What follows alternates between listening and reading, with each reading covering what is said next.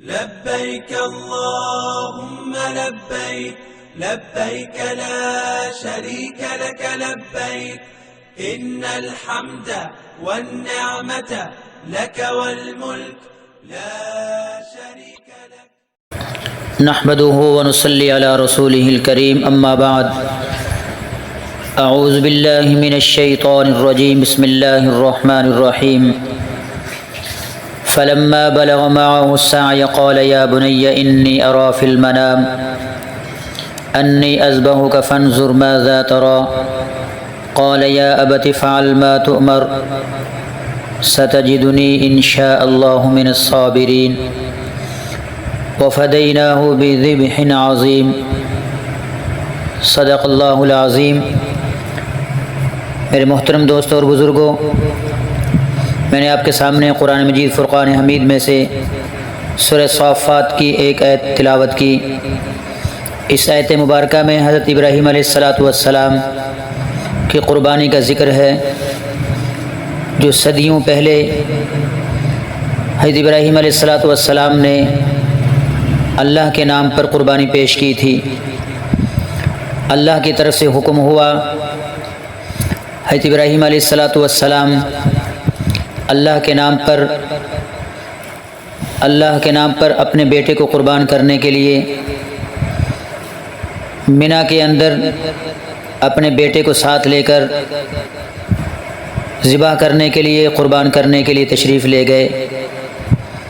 شیطان نے ہر حربہ استعمال کیا، لیکن دونوں باپ بیٹا شیطان کے تمام حربوں سے محفوظ رہے اور اللہ کے امر اور حکم کو پورا کرنے میں دونوں کامیاب ہوئے. جب حضرت ابراہیم علیہ السلام اپنے بیٹے کو زمین پہ لٹا کر چھری چلاتے ہیں، ذبح کرنے کی کوشش کرتے ہیں اور بار بار کوشش کرتے ہیں، ذبح نہ ہوئے. حضرت ابراہیم علیہ السلام انتہائی پریشان کہ ماجرا کیا ہے. اللہ کی طرف سے حکم ہوا ہے اور بیٹا بھی قربان ہونے کے لیے لیٹا ہوا ہے اور میں بھی قربانی دینا چاہتا ہوں. چھری تیز کر کے معصوم لخت جگر کی گردن پہ چلاتے ہیں. وہ بیٹا جو بڑی ہی التجاؤں کے ساتھ، بڑی ہی دعاؤں کے بعد اللہ سے گڑ گڑانے کے ساتھ، دعائیں کرنے کے ساتھ ملا اور بڑھاپے کی عمر میں ملا. اس معصوم بچے کو قربان کرنے کے لیے ایک باپ اللہ کے حکم کو پورا کرنے کے لیے چل پڑتے ہیں. اللہ رب العزت کو جو منظور تھا وہ ہوا. حضرت ابراہیم علیہ السلام چاہتے ہیں کہ میں اس عمل کو کر گزروں. حضرت اسماعیل علیہ السلام وہ بھی یہی چاہتے تھے کہ والد کامیاب ہو جائے. ہر طرح سے کوشش کی، نہ وہ روتے ہیں، نہ بھاگتے ہیں، نہ پریشان ہوتے ہیں، نہ واویلا کرتے ہیں. والد کی خواہش بھی یہی ہے کہ میں اللہ کے حکم کو پورا کر گزروں، اور بیٹے کی خواہش بھی یہی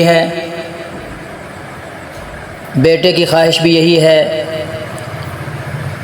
کہ میں قربان ہو جاؤں، اللہ کے نام پہ قربانی پیش کر دوں.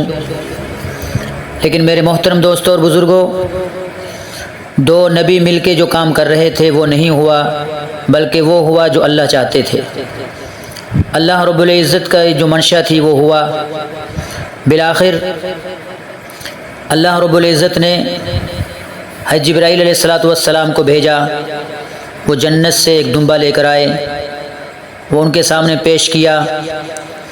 وہی چھری جو اسماعیل کے گلے پہ چلا رہے تھے، اسی چھری کو اٹھا کے دمبے کے گلے پہ پھیرتے ہیں، چلاتے ہیں، وہ ذبح ہو جاتا ہے.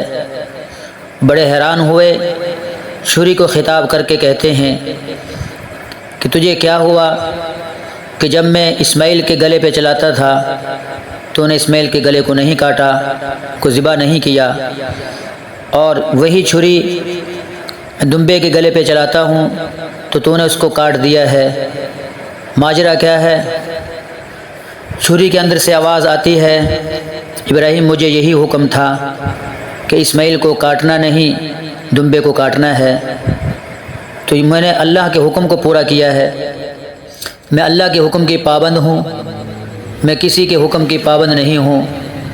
چاہے کوئی نبی ولی میرے ذریعے سے کسی چیز کو کاٹنا چاہے، وہ ہرگز نہیں کاٹ سکتا۔ میں اللہ کے حکم سے ہی چلتی ہوں، اللہ کے حکم سے ہی میں کاٹنے والا عمل کرتی ہوں۔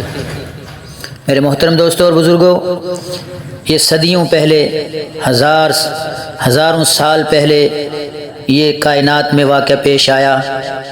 اللہ کو یہ عمل اتنا محبوب ہوا، اتنا پسند آیا کہ اللہ نے اس امت کو بھی یہ عمل عطا کر دیا۔ حضرت آدم علیہ السلام سے یہ عمل شروع ہوتا ہے اور حضور علیہ السلام پہ آ کے ختم ہوتا ہے، اور آپ کے ذریعے سے اس امت کو حکم دیا گیا، اور یہ امت قیامت تک یہ عمل کو کرتی رہے گی، اسی طرح عمل کرے گی جس طرح حضرت ابراہیم علیہ السلام اور حضرت اسماعیل علیہ السلام قربانی کرنے کے لیے اللہ کو راضی کرنے کے لیے پیش ہو گئے تھے۔ اللہ رب العزت نے فرمایا کائنات میں جتنے بھی لوگ ہیں وہ جانور ذبح کیا کریں گے، دمبا ذبح کیا کریں گے، لیکن ان کو ثواب میں اتنا دیا کروں گا جس طرح اسماعیل اور ابراہیم کو میں نے ثواب دیا ہے۔ اتنا ان کو اجر ملے گا، اتنا ثواب ملے گا جتنا میں نے اجر اور ثواب اسماعیل کو اور ابراہیم کو عطا کیا۔ میرے محترم دوستوں اور بزرگوں، یہ کوئی قصہ کہانی نہیں ہے، یہ ایک حقیقت ہے۔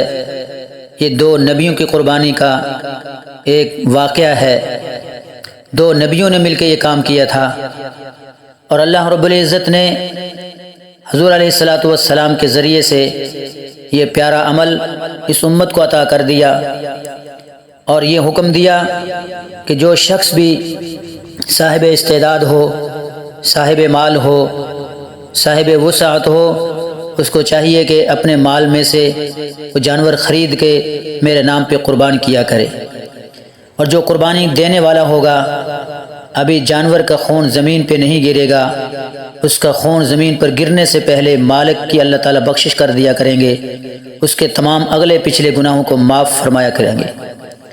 اور فرمایا کہ جتنے جانور کے جسم پہ بال ہوں گے اتنے ہی اللہ رب العزت اس کو نیکی عطا کیا کریں گے، جتنے بال ہوں گے اتنے ہی گناہ معاف ہوں گے، جتنے بال ہوں گے اتنے ہی درجے بلند ہوں گے۔